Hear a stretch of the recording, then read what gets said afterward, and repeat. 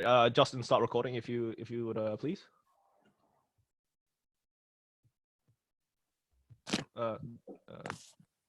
Justin, you there? Yep, started recording. Okay, sweet. Hello, everyone. My name is Albert Lin. I am a spoken word poet, and this is a poetry workshop. A disclaimer first up, this is only my own personal experience. It's completely subjective. If you come out of this having disagreed with literally everything I've said, that is completely, utterly fine. Because poetry is subjective, it's very wide, and I'm only speaking from a very narrow subset of experience as well. But who am I? Why the hell should you give a fuck? You know, all that kind of stuff. My name is Albert Lin. I've lived in Sydney, Australia my whole life. Since February 15th, 2017, I've written a poem every single day except for September 17th, 2017, I think. That's one of the days around there. So that's been over 1,200 poems written in the past 3 years. And I've gotten pretty good at it in the process, I'd say. You know, I've been to slams, won slams, hosted slams, ran workshops, went to schools and performed, you know, flew down to Melbourne for an art thing, even that was awesome. So yeah, I've if it's a thing poets are supposed to do, bar putting out a book, I've done it as much as I can in the Australian scene.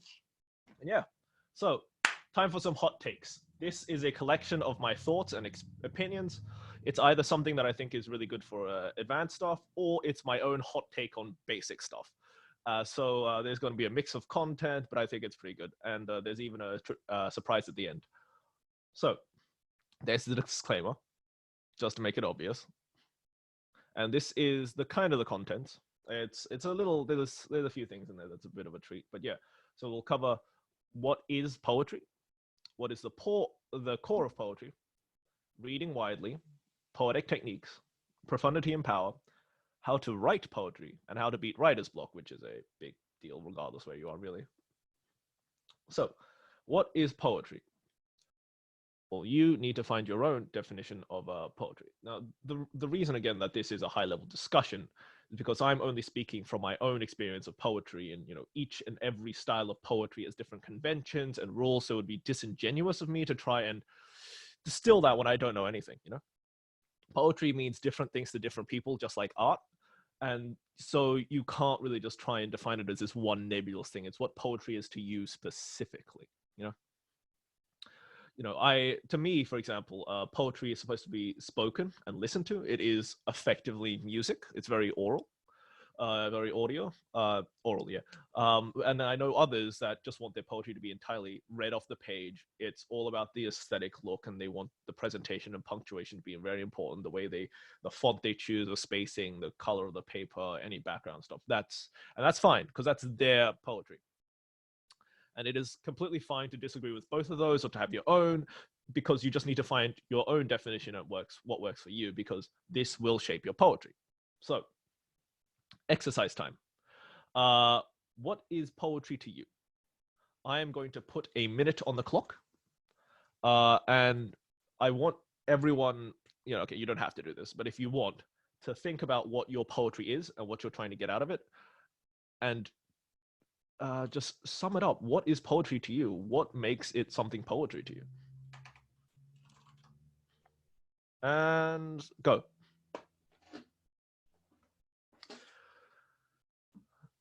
Yeah, this is going to be an interactive workshop. There is going to be stuff like this, because this is how poetry workshops usually work. And I'm very bad with change. Joking. Just joking.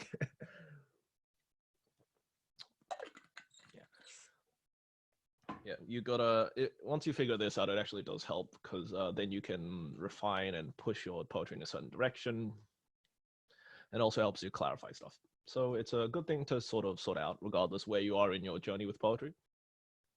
And yeah.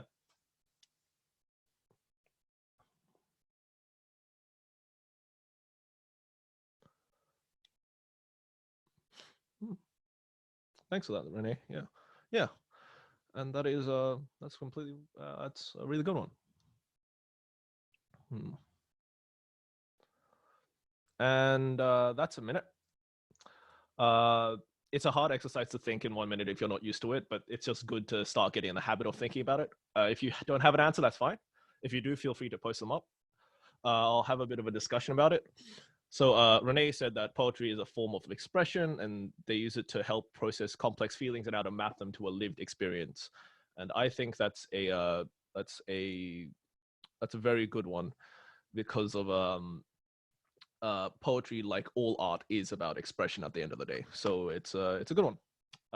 Forrest, you have unmuted and put yourself on video. Do you have something to say? Yeah, I do. Kind of a poem to say, but to me, I started writing poetry because I'm usually a screenwriter, and that's a format that is so you have to have certain specific forms. You know, you have to write in this way, you have to write in this structure, you have to write in this specific format. And to me, poetry was me breaking away from that, and being more free to really express what I wanted to, without, starting with fade in, fade out. A lot of it was, just a lot of what Renee said was being kind of genuine to my emotions and feelings, and kind of just expressing that in any way possible, in a way where I'm not limited to format, and just, being free. It's like, I guess it's a more poetic way of prose. I think, this is why you have to have your own definition, because it is all about your own experience and expression. Yes, and like that's your definition is, but there's a general definition which I think applies to most people, and that's pretty much it. It's like you are expressing things in the way you want, and you are not just constrained by definitions and conventions, except for the ones you wish to follow, right? Yeah. So Sean said to be able to express thoughts in an artistic manner, whether that's eloquent or simple, depending on the situation. Like expression is such a key part of it, and I think that's a really good thing to focus on. To me, for example, I prefer to have the expression as an audio kind of thing, because to me, that's a hot take. Poetry is supposed to be listened to and heard and performed and read out, not read, but that's another thing entirely. But that's a hot take for another day. So thank you for that. Anyone else have anything to add, or shall I move on? I wanted to go ahead and add something. It's Renee. I was going to share my video, but I can't right now. But basically, first off, I just want to thank you, Albert, for putting this together. I really appreciate it. And the thing I wanted to add on top of it was mostly that, I think a lot of us can, go on verbosely about our experiences, but I think poetry, when distilled into its emotion and is really powerful. And so being able to like, normally I'm a fiction short story writer, things like that, but when you can be able to distill the words and have them come alive and things like that, I think those are things that make poetry that much more succinctly beautiful and powerful. So yeah, I just wanted to add that as well, why I really appreciate poetry and using that as a device for storytelling. Yeah, it is really good as a medium for just expressing like ideas in short form, and I agree entirely. It's really good. Thank you for sharing that, and obviously thank you for coming. It's really great. Oh my god. So Yoshika just said that for me, poetry is a combination of expression and documentation. I often write to work through my thoughts and feelings, and I want to document these parts of my life. By the way, later on, we will be talking about profundity and power and stuff like that. So thanks for bringing that up, Renee. Yoshika, poetry is expression, as everyone's been saying, which is great. And it's also a good way to document and, keep stuff. Since I write every day, it is to a certain degree a diary, and I can look back at a poem and see exactly how I was feeling that day. So yeah, that is completely, utterly true. Now, if anyone has anything else to add, please take the floor for the next 10 seconds. Otherwise, I'm moving on.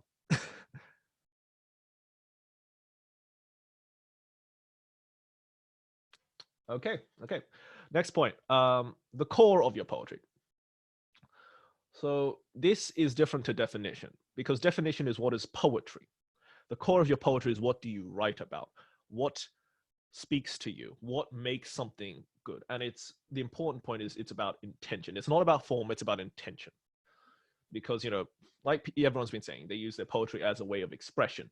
or, they use it as therapy, a way to reach out to people, as a means of political, political activism, or just because they want to write pretty stuff. And all of those are valid. But the reason you need to establish what your core is that clarity about purpose brings clarity of message and expression. And it helps you understand your own writing and yourself, really. For example, to me, poetry is about love. The core of my poetry is love. And the way I figured that out is by, first of all, writing a lot, reflecting on what I wrote and why I wrote it. I used to say my poetry was actually about beauty, because, there was too much pain being written about, especially in the slam poem and spoken word poetry circles I was in. Too much hate, despair, nothing nice. So that I wanted to write about beauty, honesty, and accessibility, and have it be accessible and honest and candid, because I felt that was something that was lacking and what I wanted to see more of. But then I realized that beauty was not the core. Because as long as I looked at something for long enough, I would find something beautiful. Beauty is in the eye of the beholder, I guess. And in this case, that eye is love. So after I'd written many more poems, after, art installation applications and applying for grants and things, where I had to come up with a strong concept, I realized that the core of my poetry is love. Because not only was my best poems about some aspect of love, but beauty blooms wherever love walks. Love is honest and kind, and it's for everyone. So that's how beauty, accessibility, and honesty came into just this one word of love, and that is now my core. So that's how it happened for me. It took years, but it's a good thing to think about. So another 1-minute exercise. I want you to summarize the core of your poetry in one sentence and then one word. And these are hard, and you don't have to have a solid answer or a good one, but it's just something you want to start thinking about so that you can form and direct your stuff in a certain direction. So yeah, time's passed now.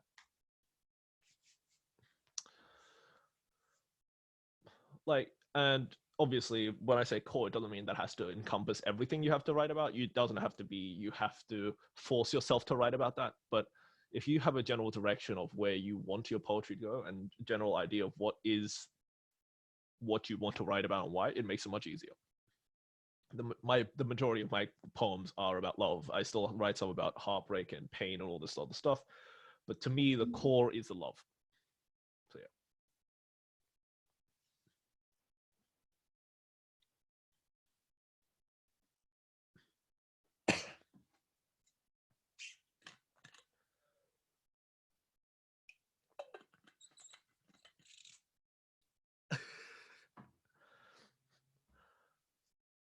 That's fine, Jess. Doesn't matter if you have no idea what's going on, as long as you start thinking. And, that's all good.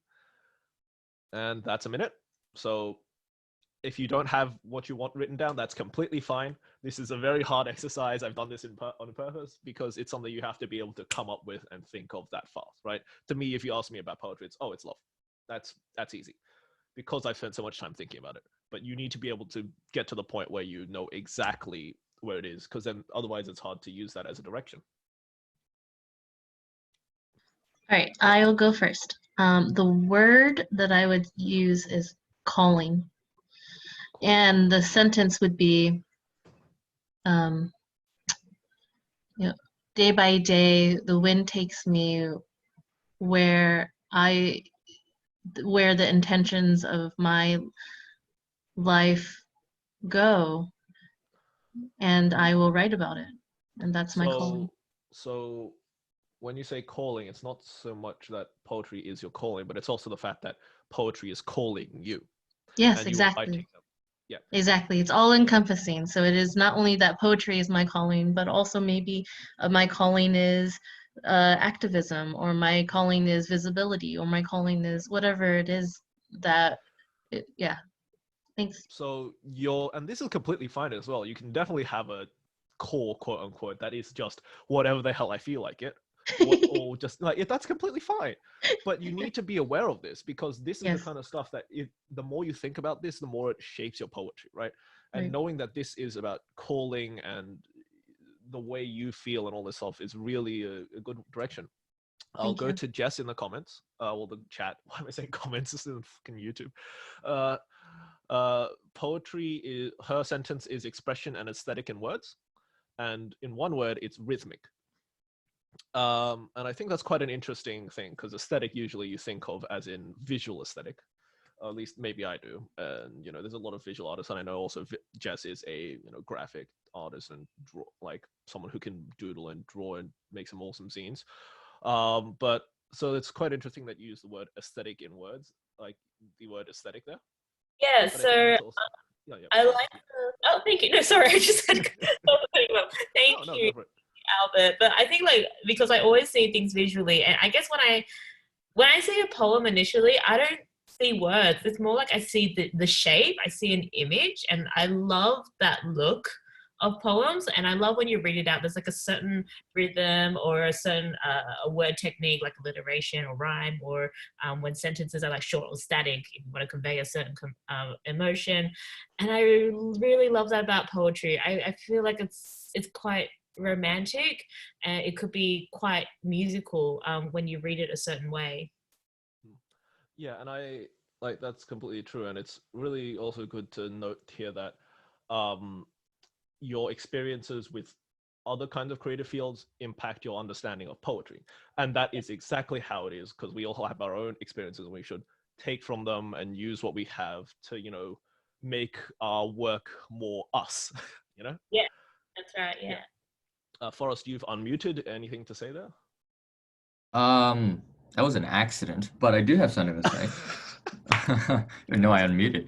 But adding on to Jess, I think that's such an interesting thing as well. Because I think it's Billy Collins who said that a poem is a room, and the words are the space inside, or the stanzas. And I thought that was quite interesting the way it's a visual thing. Because I think about my poetry, and you're right, it's influenced by my own other work in a sense.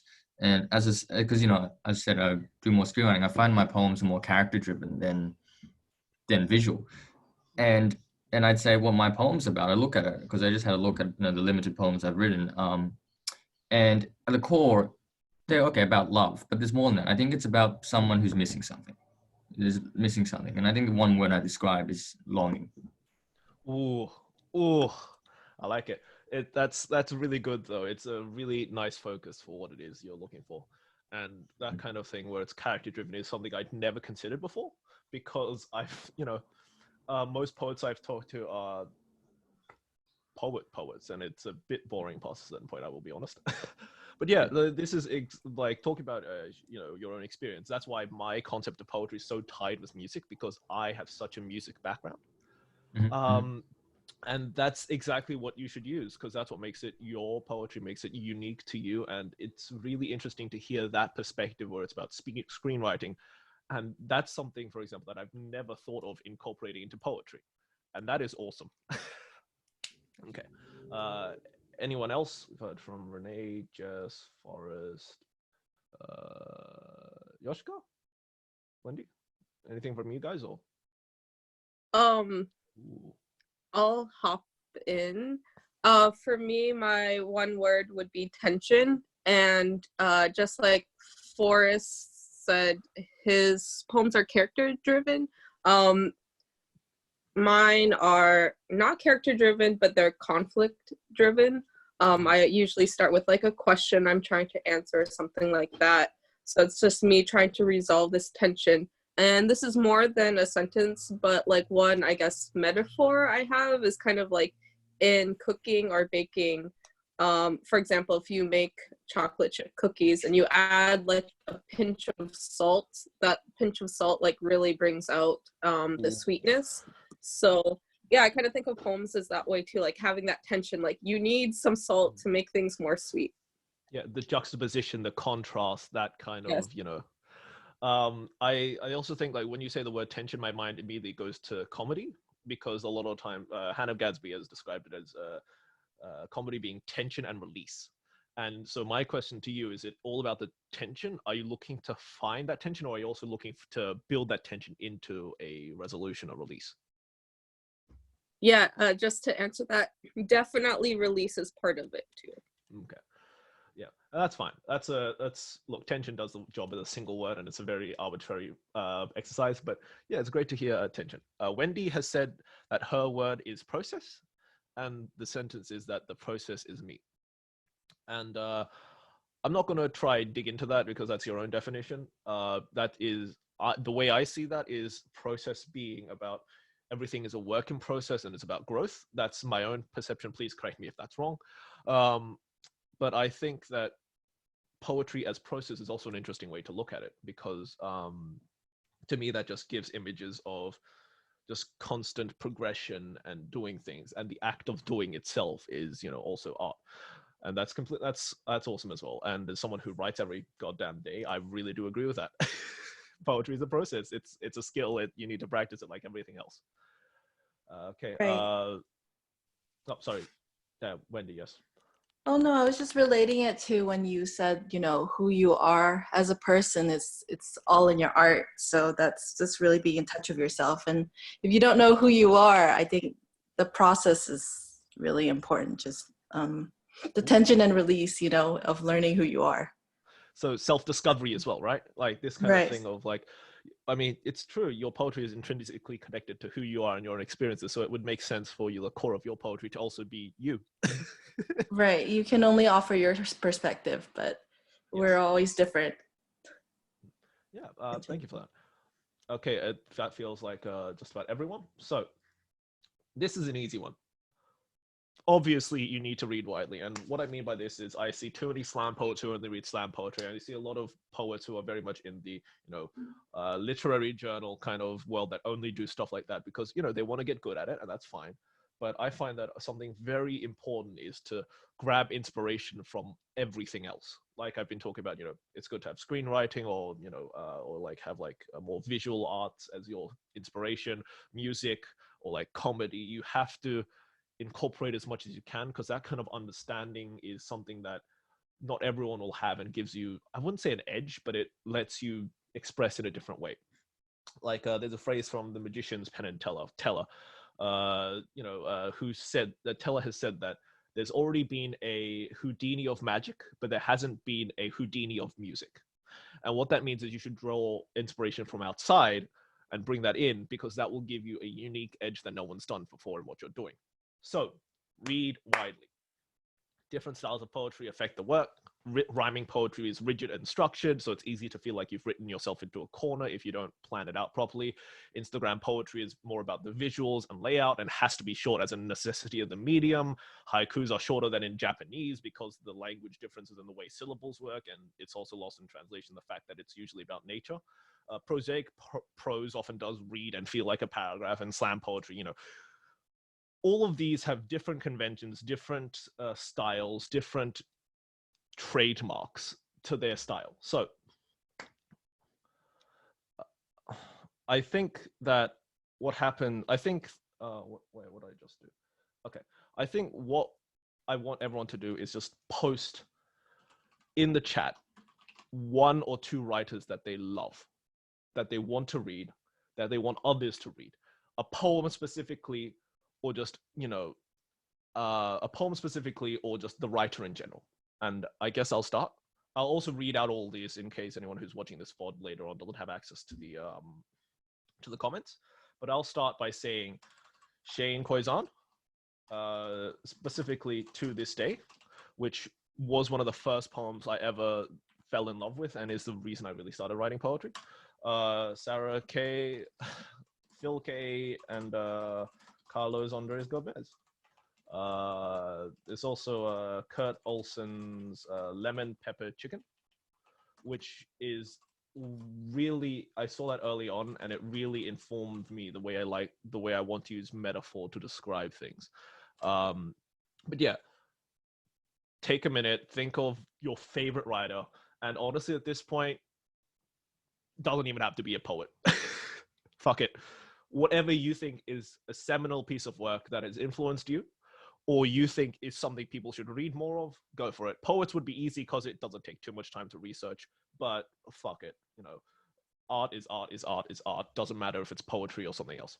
You got a minute.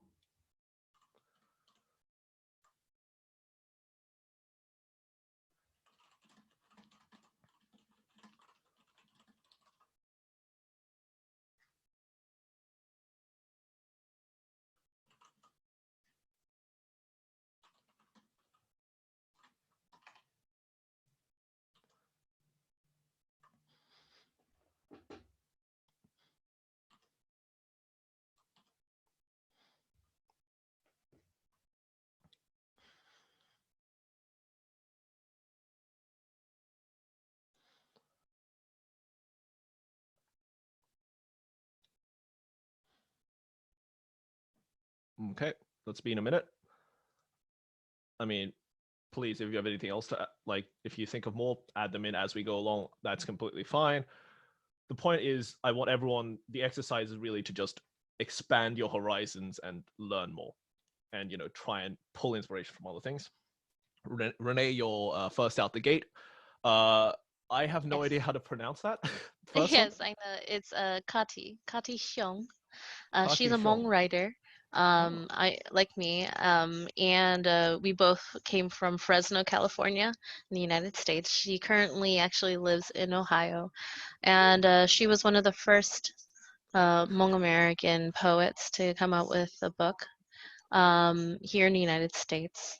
And she writes from grief. And one of the biggest things is, you know, she and I, being Hmong writers in the United States, we're displaced. We're part of a, you know, Asian diaspora displaced by the Vietnam War. And so I really appreciate the work that she does. If you've got a chance, take a look. She has a couple on the Poetry Foundation website, and she also has some books available as well. So I'll leave it at that. But I would also like to plug Jason Bayani. He is a Filipino-American writer out here in the San Francisco Bay Area. And if you go and type in his name onto YouTube, you'll see he also has some like solo shows as well, and some pieces online. Very poignant, very powerful. And he also has a lot of love poems as well, and longing and things like that. But he also comes from very kind of same idea too, like, you know, the diaspora of, and so he has a lot of really great kind of discussions about being a film and what does that mean. So thank you. Oh, all good. Thank you for explaining those, because this is the first time I've heard of these people, and I'm looking forward to looking into them. So thank you for giving them an introduction. Thank you. Yoshka, I also really haven't heard of Diana either. If you would like to introduce her, yes. Yeah, sure. So I recently read her book called Ghost of, and it's kind of about loss, a little bit of a trigger warning, death. Her younger brother like committed suicide, so it's about like coming to terms with that and like intergenerational trauma and what led to that. And I mentioned she's a mixed media poet, so she has like these collages, like word collages, and also like she uses like old family photos, and kind of like cuts her brother out, which is something he did in real life. So it's a really interesting like genre, and the way that like form and function works in the poems is really interesting. And the way that she's like dealing with these like heavy feelings is just, yeah, it's just really beautiful what she came up with. That's wonderful. Thank you for sharing. I'm following her now. That's awesome. Like this, it's always great to talk about that kind of stuff. Forrest, you have linked to Bruce Lee, which is, you know, completely in character for you, I have to say. But yeah, I think so. I in character as in I did not know he did poetry. I will be honest. I'm very overjoyed to learn that. Yeah, it's yeah. Obviously, the man needs no introduction, but I always like to throw out some, you know, oddball recommendations. But I do really like Bruce Lee as a poet because he's overlooked as a poet, but also most of the quotes you hear from him do come from his poetry as well. And the best thing is be like water and all that kind of shit. No, not be like water, but some things like the one I'm reading right now. He says he says something about how the medicine for my suffering I had within me from the very beginning. Like that's a seminal Bruce Lee quote. That's from one of his poems, and I found out Bruce as a poet when I was reading his book Artist of Life, which I have here. And it's a collection of his writings in general, and because you get a lot of his philosophy, and then when you read the poetry section, you really understand how it blends into an artistic form. And one of my favorite lines of his poetry is he says, "It is useless to stir the dirt out of the muddy water, as it will become murkier. But leave it alone, and if it should be clear, it would become clear by itself. And it says a lot about life, and the whole thing about being water and just letting things be, instead of stirring it to making it murky. And a lot of his poetry is like that, and some of his poetry is just free lines, which I love as well because it's so simple and it just really gets you to think. And about his philosophy is stripping down, and it relates to that as well. Yeah. So yeah, it all intertwines into this one thing. And it was really thought provoking, I think, and that's what I want to do as a poem. It's short and sweet, just little ideas. That's a great goal. It's also great to hear that. Now I'm thinking of actually something interesting, because everyone here has actually nominated Asian poets so far, which is, I think, a great thing. I have not found many slam poets I like that are Asian, like Franny Choi. Some of her work is good, but a lot of it just is very aggressive for my taste. Ocean Vuong. Sorry, Ocean Vuong is a good one, obviously, classic there.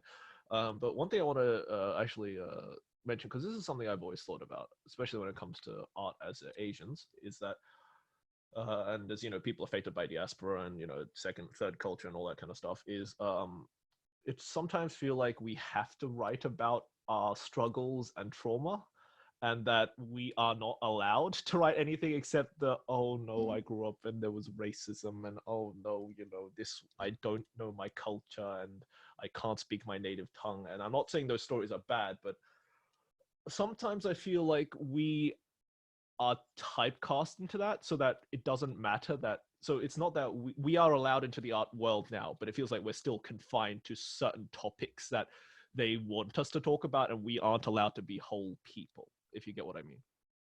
And if anyone has a response to that, please. I love that you said that, Albert.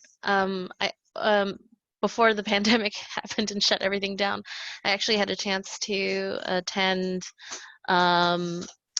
a interview with Ocean Vuong, and I actually asked them that question during the Q&A. Nice. I'll link to it here so everyone can go ahead please do. But I went in and I said, do you feel like we're trapped to only re-experience and talk through our pain and trauma? And he had a really good response to it. But it didn't answer my question. But I'm so glad you brought it up, because that is actually one of the biggest issues, I feel, especially in my identity. Most people don't know what Hmong is, and they're like, oh, is it Mongolian? It's like, no, it's not. And for me personally, like every time I have to talk about what Hmong is, I have to also preface like who I am, where I come from, what my lineage is, and I have to like basically trudge through that like intergenerational trauma and war every time I explain myself. And it's like, when can I just be an artist, just representing myself? And so I really appreciate that you brought that up, because it is true. Most of the Hmong artists who are being recognized for awards are only because of the work that they do to highlight the war, still the Vietnam War, right?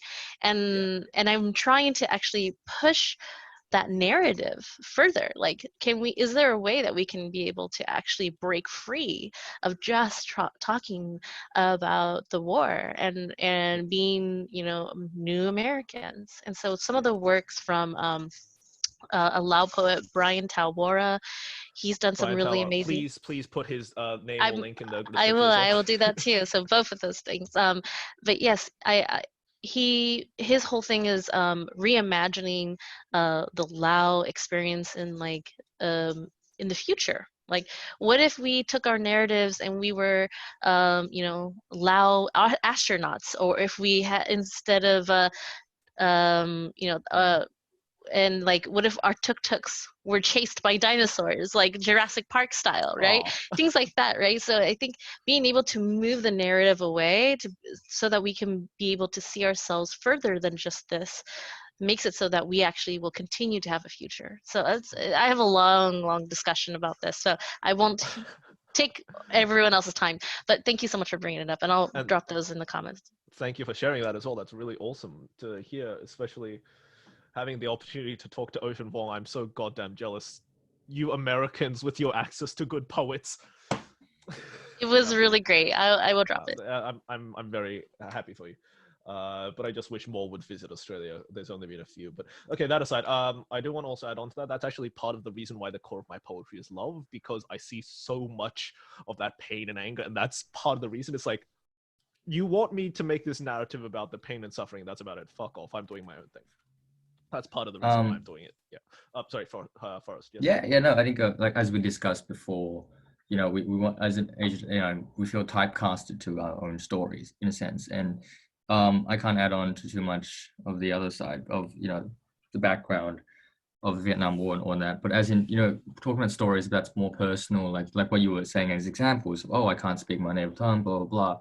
Like those are stories that are in a sense told to death. But at the end of the day, and you know, you saying that you want to tell your story, but at the end of the day, that is your story. That is part of who you are as a person, and we can't really shy away from that because that is us. 100%. That's actually why I think that's actually why I think Ocean Vuong couldn't answer your question, Renee, because there is no answer, because it is, like Forrest said, it is part of us, and it's finding the balance between representing ourselves genuinely and others wanting to read our story as poverty porn insincerely, right? Yeah. And I think so. Like, it's less.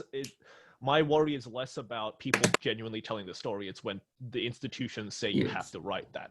That's right. And I guess the only and I think the only way to get rid of that is to get rid of the institutions and, you know, create your own artistic societies and But yeah, no, that's why we're here. Yeah. But I think you're right, exactly right. I think it's more of an audience issue sometimes as well than our own personal stories. But at the end of the day as well, like I look at it and go like, institutions are supporting these stories, even though it's just supporting for supporting's sake. And I go like, if that's the case, you might as well exploit that and tell, and really dive into what is that story you are trying to tell, how that does make you up. And because I have an personal experience where I was casting for my film. And I was casting for a character who was playing my dad, and it was quite accurate to my dad. And the guy said, you know, but this is just a migrant, like a typical stereotypical migrant, you know, who doesn't speak English very well. And I'm like, and I said, that's the point, because stereotypes exist for a reason, right? And the reason to get rid of them is to be so specific to them that it's your own story. Because if I said, no, I'm not going to make this character like this because it's a stereotype, then I negate people like my dad, and I'm telling the world that they didn't exist. Yeah. And I think, again, this is about perception and the audience more than it is about expression, because stereotypes inherently aren't bad, cliches inherently aren't bad. It's when people use them in certain ways and, you know, how people interpret them.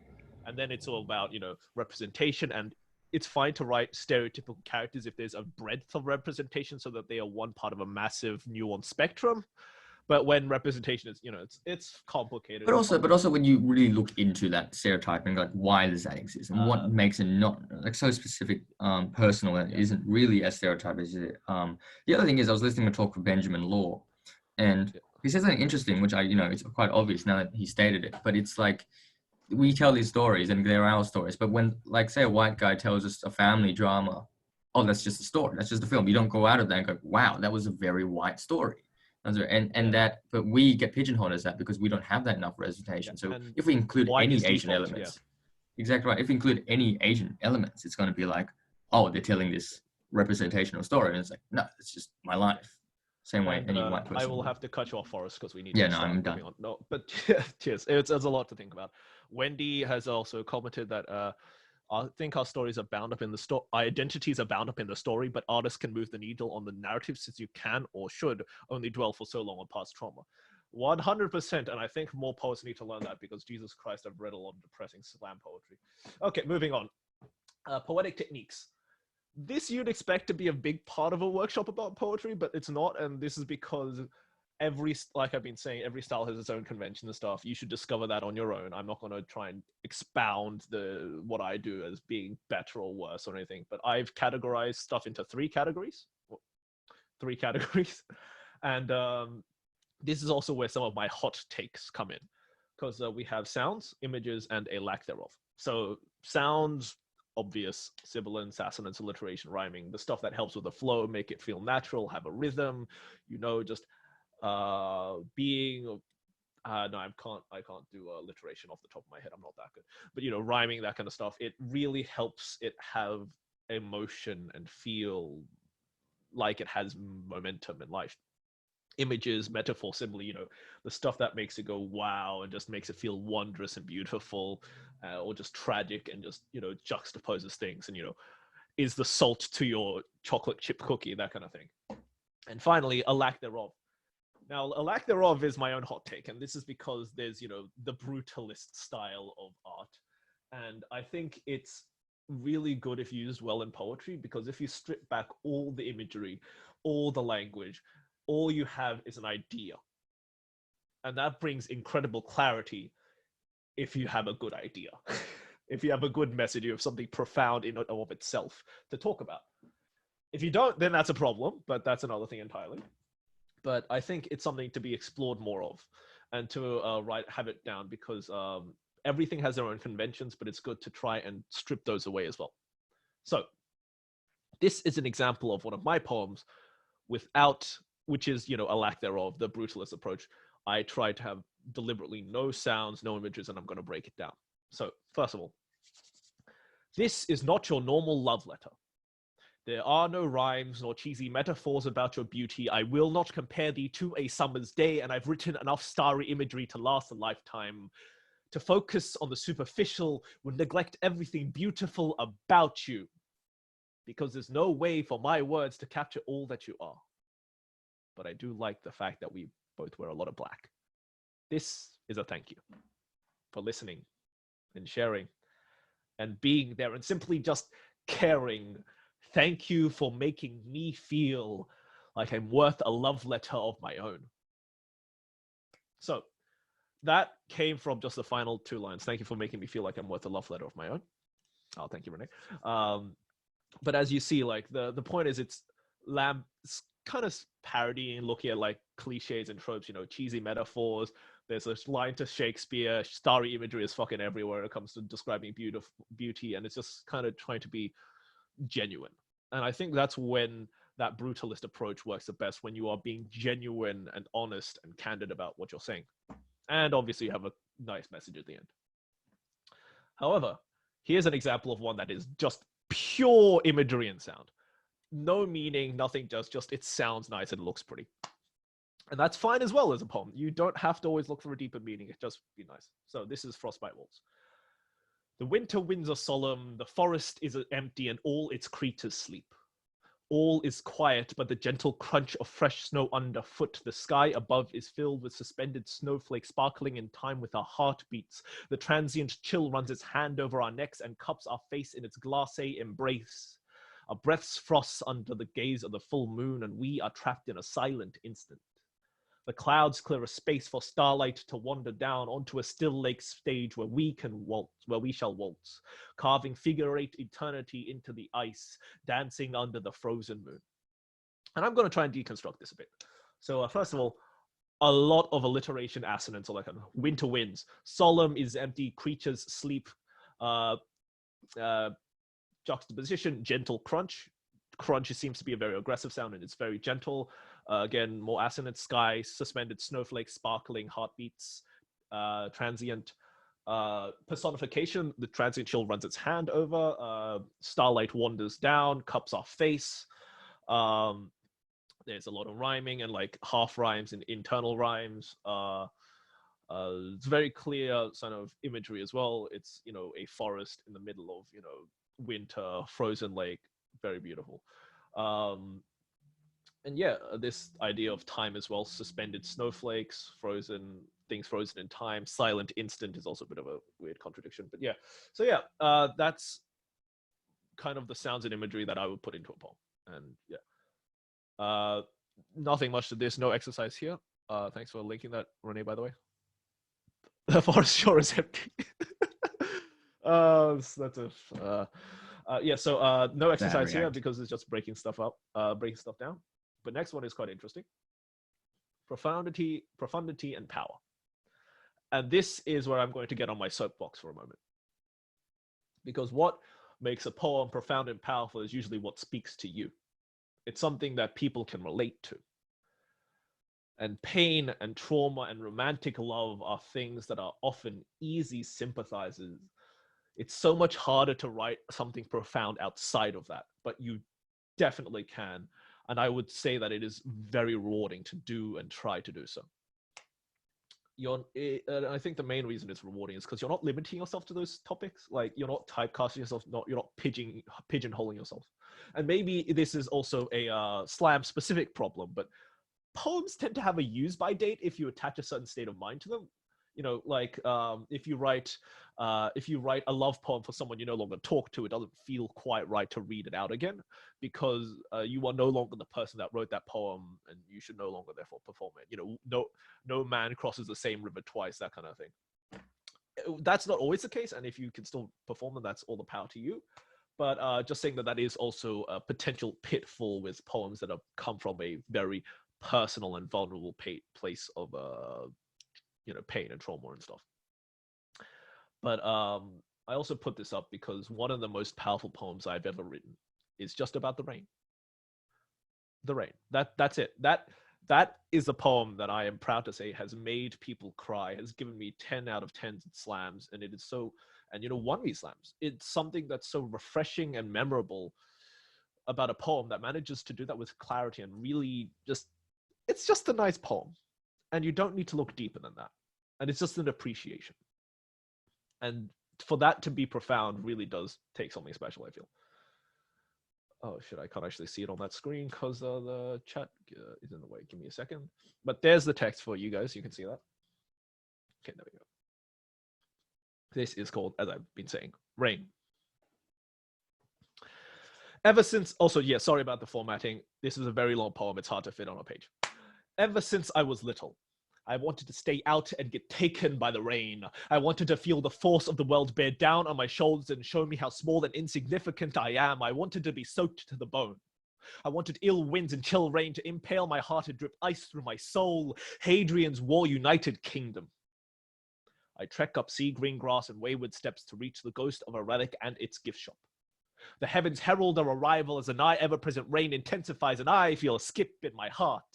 I stand on the legacy of 1,000 years to feel what countless others throughout history have felt. I stand on the highest stones I can find as the wind pushes me and rain beats me down. I stand as I see generations of people fall before Mother Nature and rise up, daring the world to try again. I stand and smile.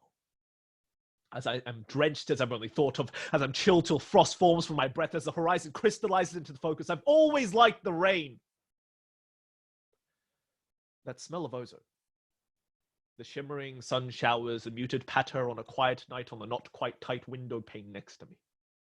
I've always liked that dreary, peaceful malaise that hushes a city at night, transforming streets into glistening, misty mazes, hell-bent on doing nothing but giving me time to think. The world turns into a room of mirrors, and I see infinity peeking through the shadows. There is nothing but fractals of reflections of myself splayed across the walls around me, ever shifting and fluid, as if I could see my soul in the raindrops, just before they splatter across the ground and onto my jeans. I have seen the face of God in the rain. I miss my stop on the last train home, and I sit under cover as rain thunders down. Every staccato drop a bullet on the corrugated cardboard roof. Streams form around this bus shelter I call safety, and vapor dances and sways, kissing my outstretched hand. Every knot in my back, every stress and tension in my body and mind are swept away by a tsunami. Nothing but the peace and rhythmic doldrums of a summer's rain keep me company. What can you do when you fall in love with the world itself? Every now and then, I get lost in its nothingness. The endless waves of diamonds crashing down from the sky, and eternity passes as I study the shattering crystals glancing onto my skin. There is a gentle pulsing as my umbrella hides me from view for just an instant. I'm tempted to throw it aside. I wish for joy in my future. I wish for rain. Thank you. So yeah, that is my quote unquote magnum opus. It is the thing that I'm still very proud of 3 years down the line. Excuse me, it's getting a bit cold over here. Okay, so that's my example of why you do not need to write about love or pain or trauma to write something nice. because you can do it about the goddamn rain. Yeah. So here's ways to write poetry. This is actually taken from some classic writing advice. Also, George R. Martin has also given this specific metaphor. It is called the gardener versus architect, right? So the idea is that a gardener starts with an idea, a seed, and just let's see how it grows. They don't know exactly where it grows into, but they'll just go along with it.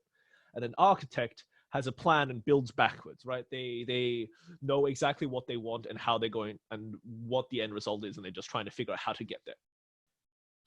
And for poetry, that really just means really having a punchy ending or a metaphor or something you want to use. And also, thank you everyone for the love.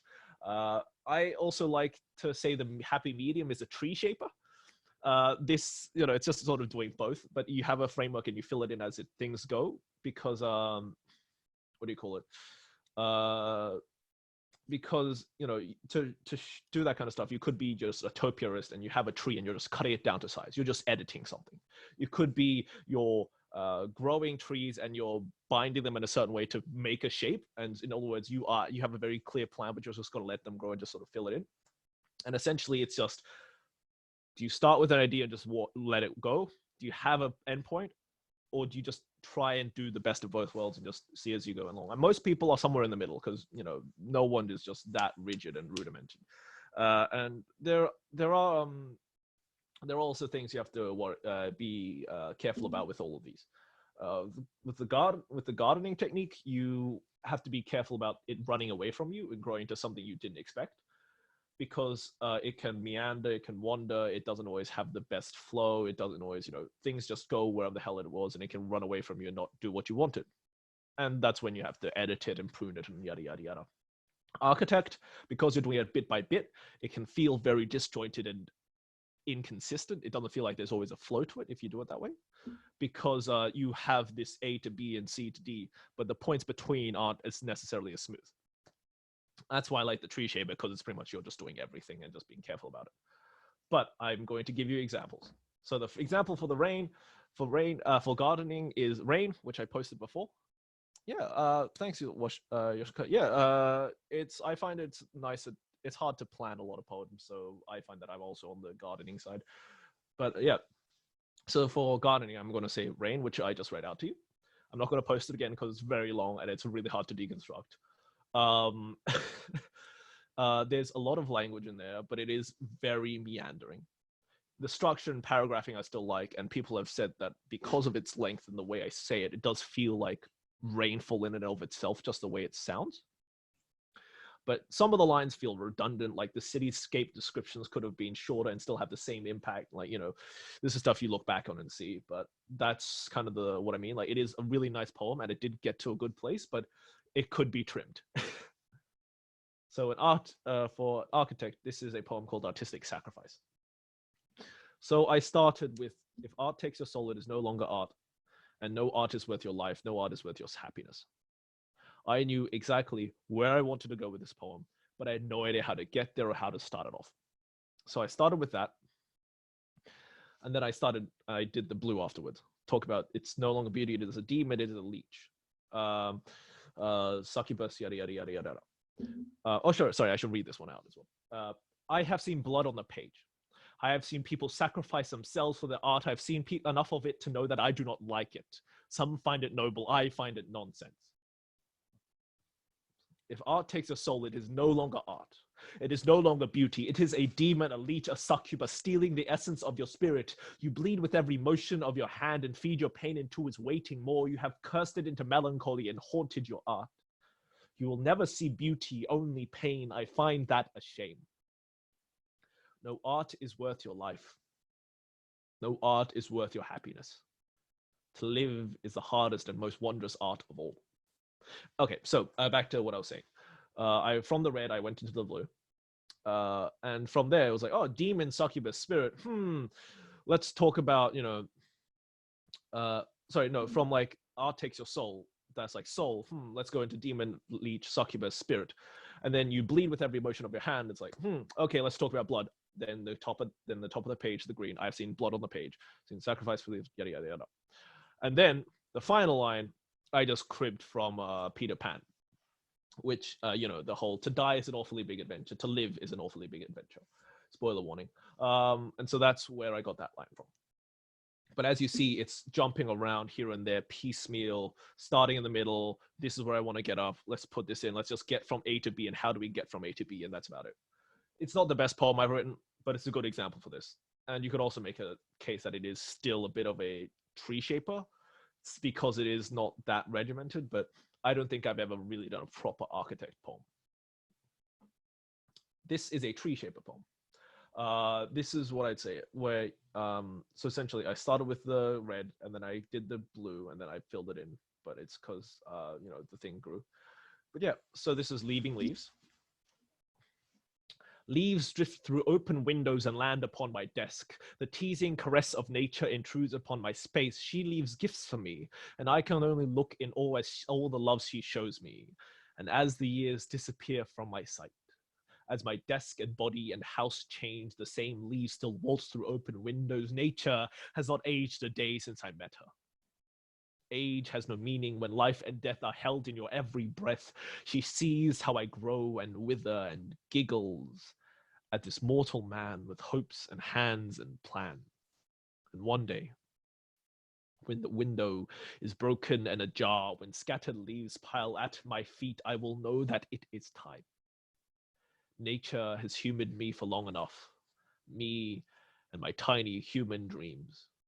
She will hold me in her embrace once more, and the dirt and trees will bury me. So, you can sort of see where it is. It's like I have a start, I have an ending.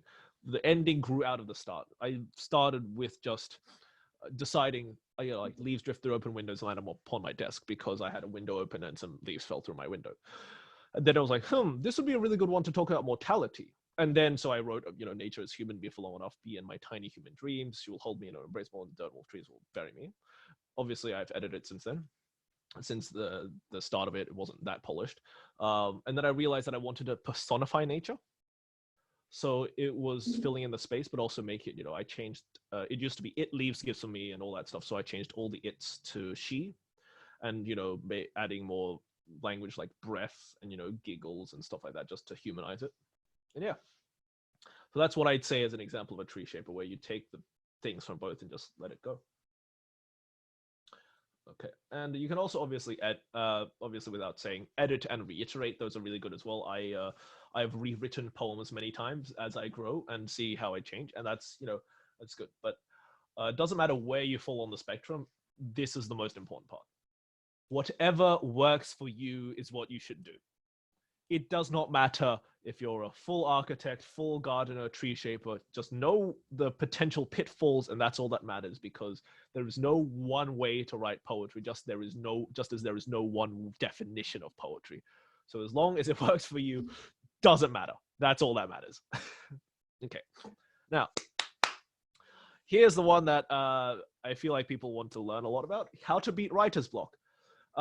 As someone who's written over 1,200 poems in the past 3 years, I've beaten mine into submission. I will be completely honest.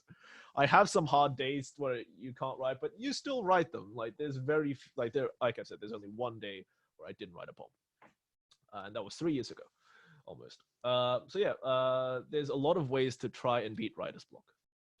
And again, whatever the hell works, right? Meditation and clearing your mind is one that I find is really useful, because it's also just good for you in general. But just sitting down, thinking, letting your mind wander and seeing where things go up. If you remove distractions, it becomes a lot easier. Just take your phone, put it away. Don't put on any music. Just sit in the silence and just be alone with your thoughts. And after 5-10 minutes, it's really easy to find an idea, I find. There's also the fact that a lot of times writer's block comes from judgment and pressure, like, oh, I have this deadline, oh, I want to do this assignment, oh, I have this competition, I have this application, and that pressure is what makes it hard for you to start. And what I want to say is that there is no such thing as a bad idea, just bad execution. You can write cliches forever and still make them poignant and lovely if you know what you're doing. You can write the most unique stuff in existence, the best idea, and if you don't know what you're doing, it will be horrible, right? so so you should never discount an idea just because you feel like it's not good. Who knows where you can go with it. So write bad poetry first to get things flowing. And the reason I say that is because if you accept that it can be bad, you no longer have that pressure for it to be good. It doesn't actually have to be bad. I'm not saying deliberately write bad poetry. I'm saying if you come into it accepting that you will write bad poetry sometimes, that removes so much of the pressure. Of the 1,200 poems I've written, probably 1,000 are ones I would never show people. And that's fine. That's okay. It's a growing process. And every poem I learn something that I can take to the future. That's the important part. You gotta, and the other thing about trying to just write bad poetry is even if you discard it, even if it does nothing for you, you've started writing, you've beaten writer's block, and just gotta keep going. And it's much easier to keep going than start something, right? You should also reflect on your day, and by this I mean just think back. What have I done today? What's been interesting? Oh yeah, I woke up, I hosted a workshop. Is that something I can write about? Oh, I had a leaf drifted through my window. Is that something I can write about? I like the rain. Is that something I can write about? You try and find things to write about, and just throughout your day and go for it. There's a lot of ideas that you will come up with, the things that have been in the back of your head for a while, and that you can always do it.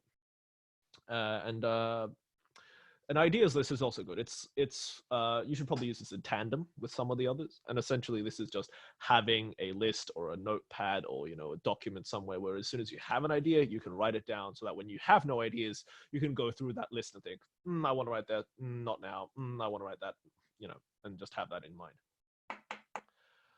But I also think that it's interesting to see what you can do as an idea. And the reason I said that there is no such thing as a bad idea is, so in the poetry group chat recently, someone said that they had no idea what to write about because they couldn't write a poem about their own relationships. They didn't know how to do it. And so I suggested that they write a poem about the fact that they cannot write a poem. And they did. That's an idea. That's the thing. Like, it sounds like a stupid idea, but no bad ideas, only bad execution. You got to go for that. And who knows, maybe you write something good as well. But yeah, so this is going to be the final exercise of the day. I'll give you again 1 minute on the clock. Write every thought you have down. Anything interesting that comes to mind. Don't force it. And then you'll have another minute to figure out which is the best idea. Best idea, best line, best inspiration. Doesn't no matter how big or small it is, you will be surprised at what you can come up with in 1 minute. So yeah, go.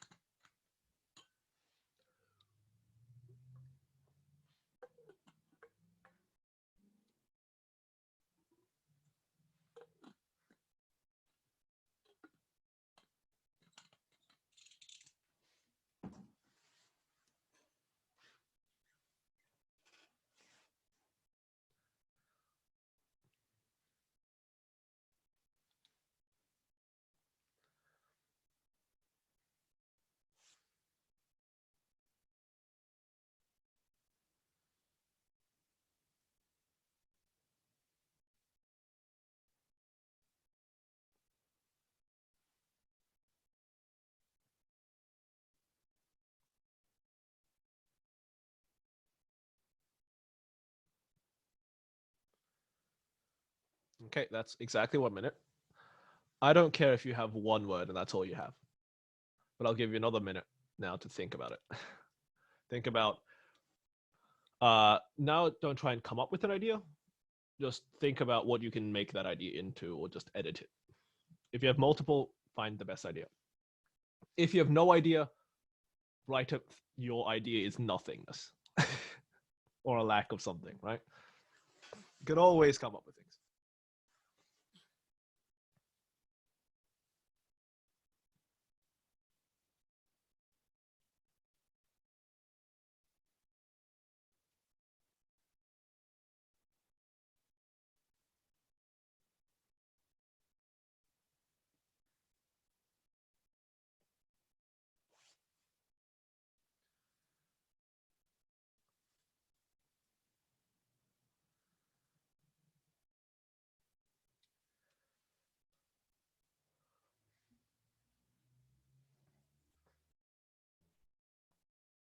Okay, a minute.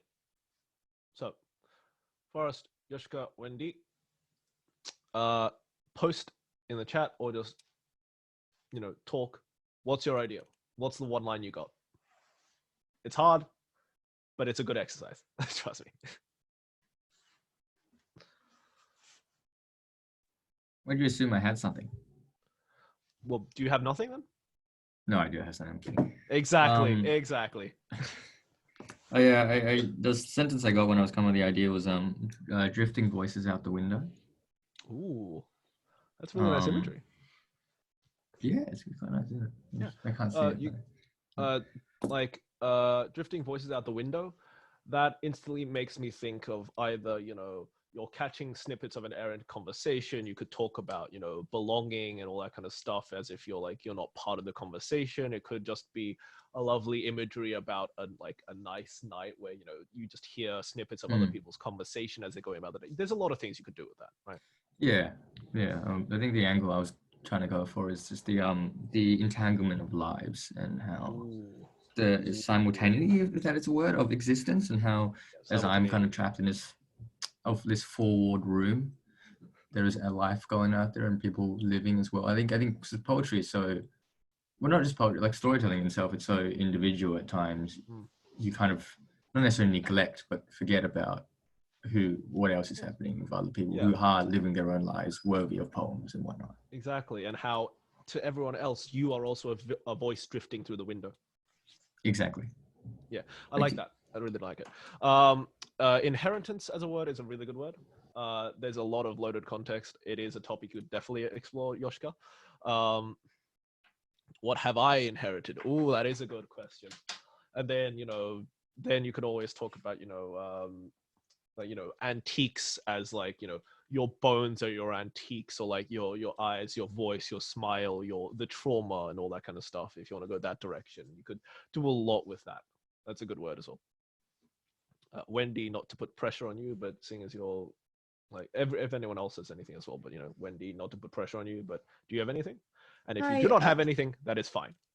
No, I am thinking about how we were talking about the stories that make us, and just going back, and it's almost like how they have multiple personalities disorder, almost like split streams of consciousness, because part of you is always there, and it's so hard to be in the present. So it's just almost like different rivers, and you're not really one river in the present. I mean, there's a lot of awesome imagery you use that you all your a number of many rivers, but the end of that analogy could be all rivers still lead to the ocean, so therefore it is still part of your whole, and even though they are separate, they are together.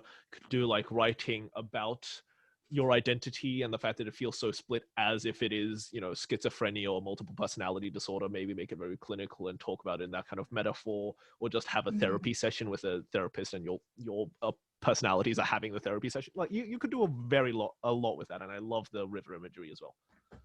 Oh yeah, and there's almost the imagery also of clanging sirens, because I think if you're in that state of mind and there is trauma, it's always going to be so there is that kind of imagery too. So yeah, something to explore maybe. And then there's also the fact that eventually you tune out any noise, even if it's a loud ass siren, so you're just used to the fact that in the background there's a goddamn klaxon going off, and this is normal to you, but it's still that's weighing interesting on your shoulders. Right. That's interesting. Yeah. Background and foreground. Yeah, right, exactly. But even though this sounded I'm sure this sounded like an incredibly intimidating exercise at first, that you guys came up with ideas in a minute and two, and they are very good ideas. There's so much you can do with them. So now I am going to write a poem on the spot to sort of show my process and how I do things. So post ideas. What are words you want me to play about? Just give me something and I'll show you what I can do.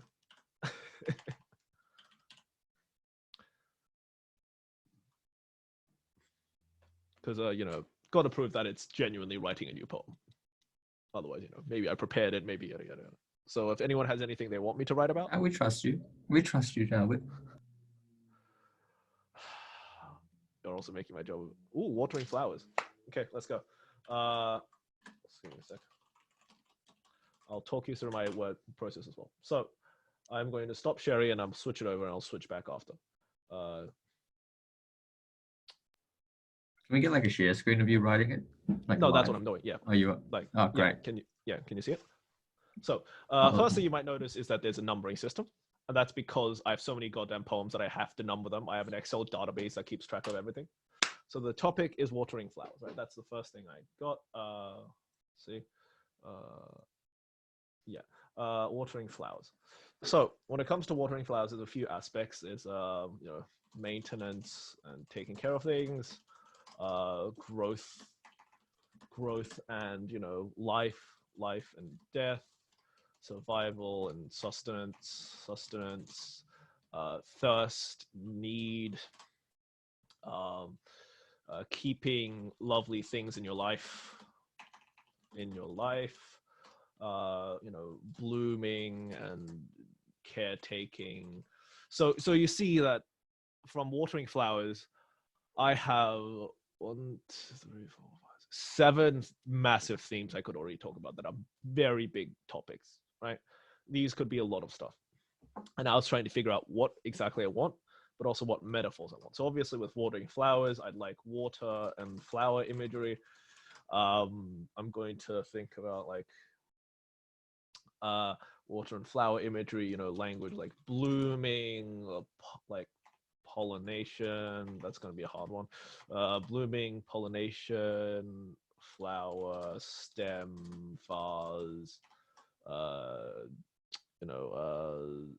thirst, desert, desert, stuff like that.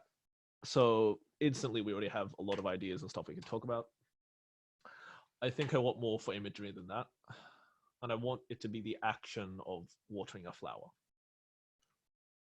So I guess we'll leave the imagery for now because that's not quite ideal, but I think of these ideas. I don't have to choose just one. Let's be greedy and do something. Okay. So watering flowers. What does watering flowers remind me of? This is a very cliche start. Flowers like I. So I'm not going to stick with that. But just for now, just to get my idea out of my head. What are flowers like I...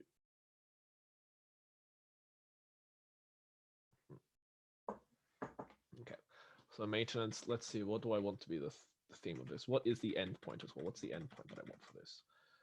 Let's go for talking about like, what's the message I want out of this? To bloom, you must be taken care of, and to see a world of flowers, you must help others bloom. So we got the. So we have the 3 final lines already. Oh, that's not what I wanted to do. Okay. Yeah.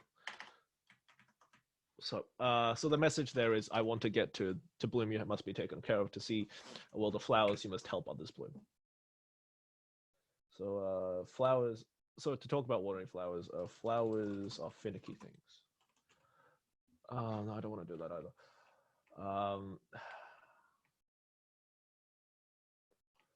Water glistens on the skin of a field of flowers. Water glistens on the skin of a field of flowers. Light. I'm gonna use some painting stuff just for art. Skin of a field of flowers. I don't want to. I'm thinking of wanting to. I want to do like a human personified message. I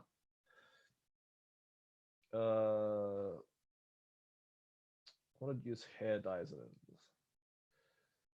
1,000 unique faces and hairstyles. 1,000 unique faces and hairstyles stay together all needing the presence of the sun. They stay together, all needing the presence of the sun. They are one in the thirst of life and love and water and yet some more of, yet they are all different. They have different needs, different soils, and pH is different weeds and foes to fight, and they are all so pretty nonetheless. Okay, water glistens on the skin of a field of flowers, 1,000 unique faces and hairstyles stay together, all needing the presence of the sun. They are one in their thirst of life and love and water, and yet they are all different. They have different needs, different soils and weeds, different pHs and foes to fight. I think I'm going to swap that out. pHs and I should not change it to acidity so it rhymes more. Different acidities and foes to fight, but they are also pretty nonetheless.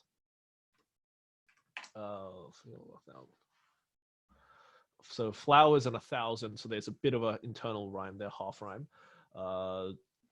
So there's a lot of I'm blending personification and flower and like plant metaphors. There's a repetition of the words different, and there's juxtaposition and contrast of one and all different, but they are all talking about unique faces and hairstyles staying together, all needing, even though that's, you know. So let's see. Water glistens on the skin of a field of flowers, 1,000 unique faces and hairstyles stay together, all needing the presence of the sun. They are one in their thirst of life and love and water, and yet they are all different. They have different needs, different soils and weeds, different acidities and foes to fight, but they are also pretty nonetheless. To bloom, you must take taken care of. To see a world of flowers, you must help others bloom. Okay, so there needs to be a middle paragraph, otherwise this doesn't quite connect. So the middle paragraph here needs to essentially show that this all, like, their needs come together to become, to help them bloom and become what they are. Every flower's unique needs. And also there's nothing wrong with repeating language. It's especially good for repetition and keeping ideas in your head. Every flower's unique needs adds to its beauty, adds individuality and identity to its stamen and what's more plant? To its petals and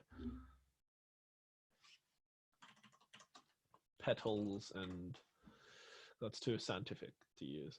Its petals and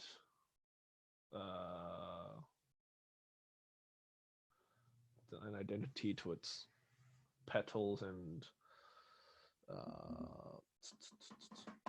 here's a trick. If you cannot think of a word that you need to rhyme, look it up. Genuinely, I know that Chanel, just let me change how I'm screen sharing. Give me a second. Share screen too. Okay, so you should be able to see this as well. I have a shortcut. Let's see, just identity. There's nothing wrong with using the tools you have, right? There's nothing wrong with doing this. So okay. So as you can see, there are a lot of words that I could use here. Why is Brenda Lee so high? I do not understand. Rhyme Zone is a great website. You should use it. Entity, density, intensity, environmentally, enmity, elementary, maybe enmity. Polybius and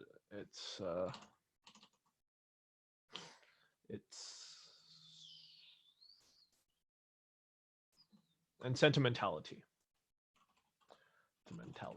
There we go. Boom. So that all rhymes. So there's a lot of like the E sound. Every flower's unique needs adds to its beauty, adds individuality and identity to its petals, and sentimentality.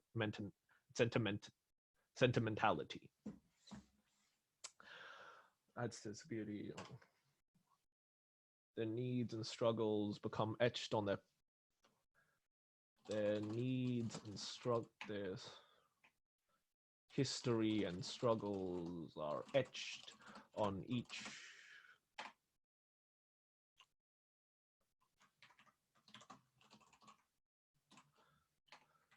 because struggle and petal sounds quite nice. Their history and struggles are etched on each petal and make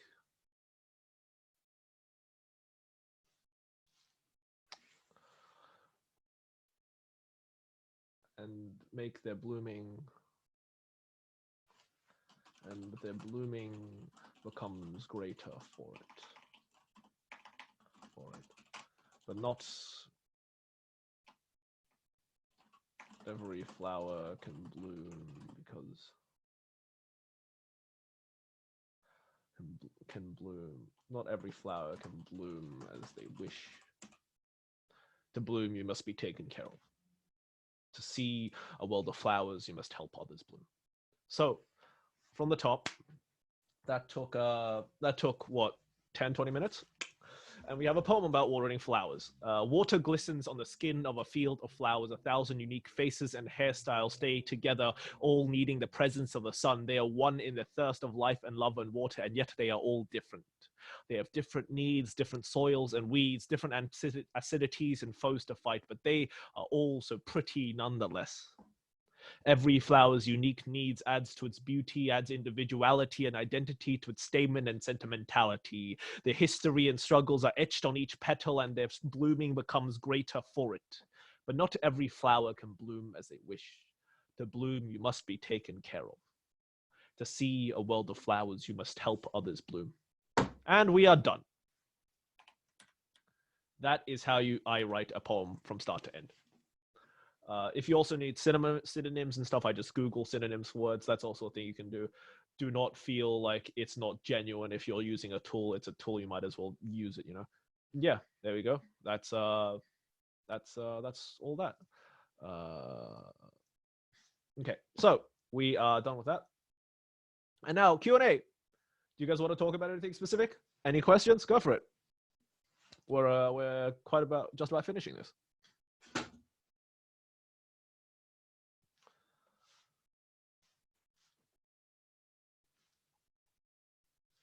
Thank you, Wendy.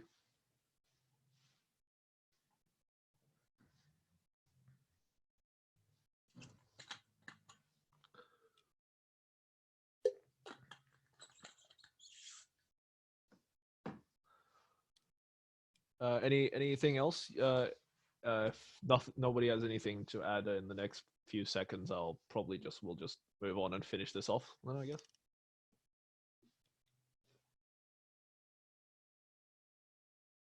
Hi. Yes. I tried to write a question, but I think it accidentally sent to Wendy instead of you. Oh, no. So kind of on the topic of writer's block, how do you, in your personal experience, how do you deal with things like imposter syndrome? Oh, imposter syndrome is a fucking difficult thing to fight, right? You might have noticed that I actually posted about it in the poetry group chat just in Yoshka this morning. But it was that post about essentially, I really like that kind of thing. Like, trade imposter syndrome for brilliant conman syndrome. Do I deserve everything in life? No, but I'm just making this ruse and I fucking deserve it. I find imposter syndrome comes from a point of insecurity and feeling like you're not worth all the attention and you don't understand where you're going.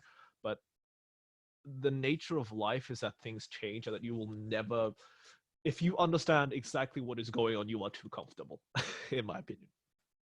If you do not know what the hell is going on, but people say you're doing a good job, go for it. It's about having that unwavering confidence in yourself, which is goddamn hard, especially for people who, like, maybe it's just me, but I feel like if I want to apply for things, I have to be 100% across all the requirements and all that stuff. I feel so underprepared and so lost that I feel afraid of going for things.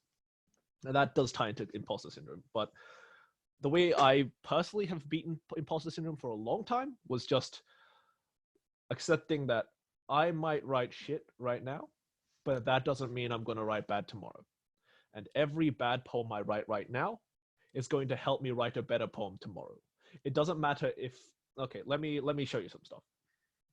Let me pull out some really old stuff. Let's see if I can find it. Let me pull up some really bad stuff. Let's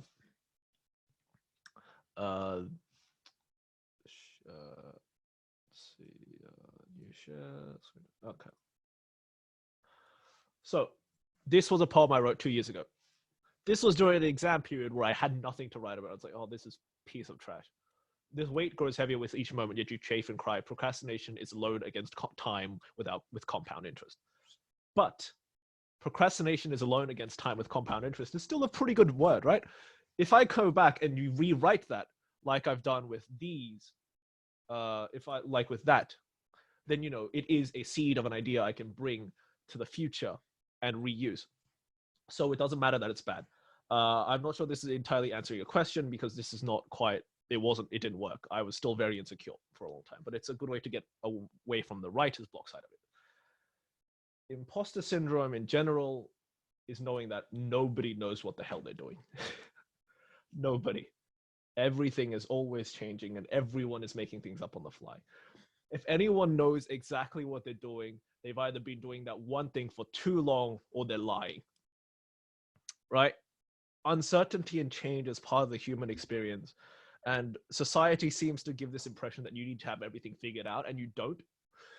There's a famous quote of Neil Armstrong being in this group of Nobel laureates and feeling like he shouldn't be there because they've done something, but it's Neil Armstrong, the man who went to the moon, right? We will never really feel comfortable. And I think that's actually also a good thing, because that pushes us. If you feel like you can always do better, that means that you have grown since the last time you wrote that. By the sheer act of writing that, you have become better at what you're doing. I have a poem where it's just talking about, I'm talking about how, where is it? It was a really good one. Let's see if I can find it.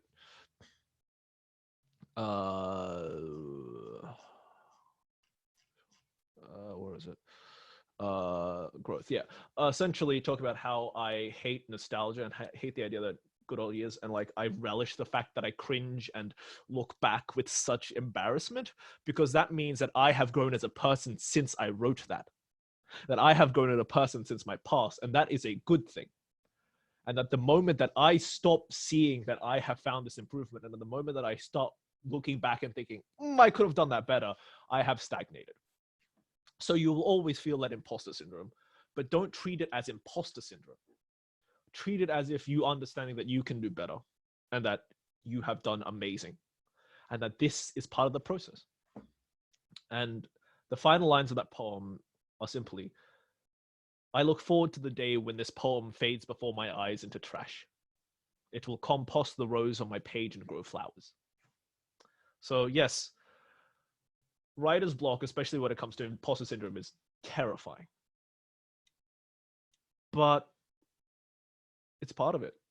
Everyone feels it. I have not met a single person who genuinely goes, oh no, it's never been an issue, I'm fine. They are up themselves.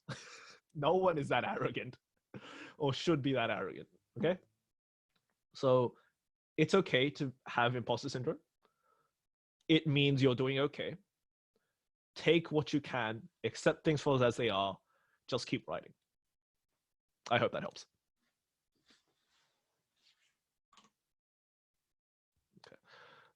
Anyone else got anything they want to add?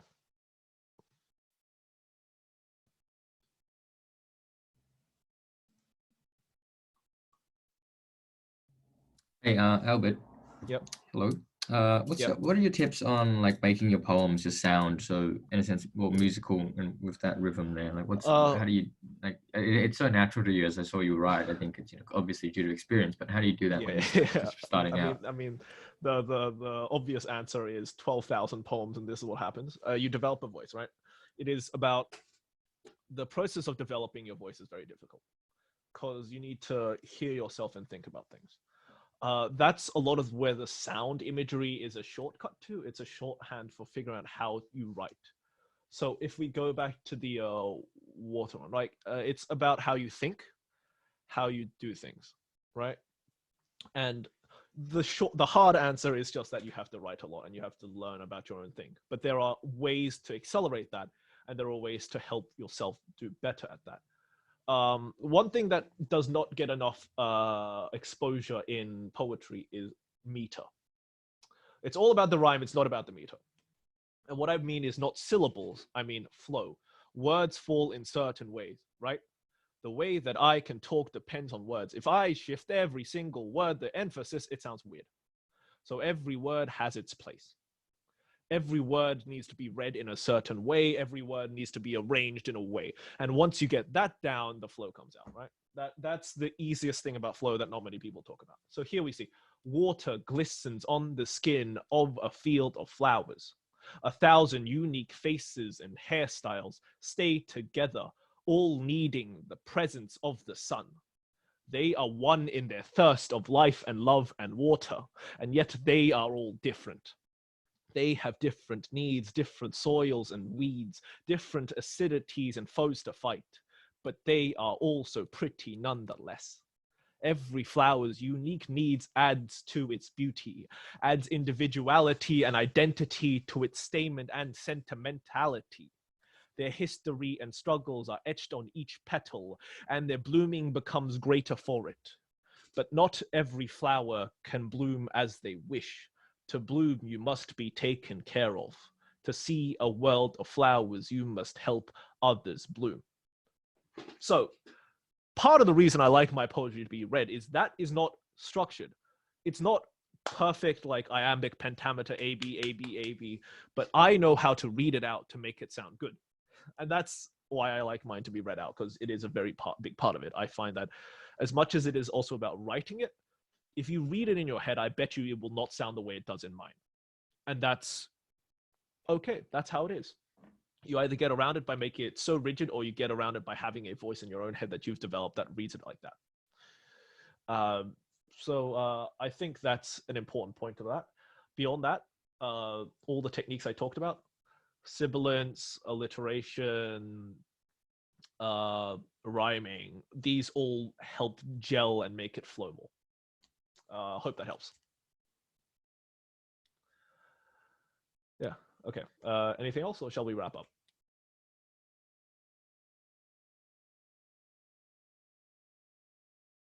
Okay, I'm calling it there. If you want, please message me on Facebook or something like that. I am happy to chat whenever about poetry. I love it. That's why I'm here. That's why I'm doing this. There is also a poetry group chat. You'll have to ask me to be added to that because the link sharing thing doesn't work anymore. Yoshika, you're in it, which is where you saw this. Thanks for coming along. Yeah, we are pretty much done for the day. So thank you. Thank you, Albert. Thank you. Thank you, Farost. Thanks, everyone. Thank you very much. Yeah. Thanks, Albert. It was really awesome. I hope it was useful. It was interesting. It's a very much me ranting about things for 1.5 hours. So, that was fun. Why am I pointing that way? You can't see my hand. The first link is to my Instagram. I should post more poetry there, but I don't. The second is my YouTube. I should post there, but I don't. You might see the theme. ACN Sydney is the thing that I help run. So, it's quite fun. We also have a Discord if you want to join. Justin's in that, even though he's not from Australia. There's also yes, New Zealanders. There's also a few New Zealanders in there. So if you want to come along and join, we do fun stuff as well. And you're welcome to join halfway across the world.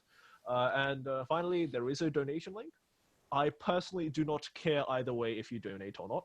But if you want to support me, you can donate through there, and then, it'll come to me, and I will appreciate it. I would appreciate it, but do not worry about that. That's not the important thing. I hope you had a good time. That's all that matters. And thanks for listening. Thank you, Albert. And yeah. Thanks, Albert. So that's about it, I'd say. All right, I'll stop the recording. Cheers. Yeah. Okay, just let me grab a few more links.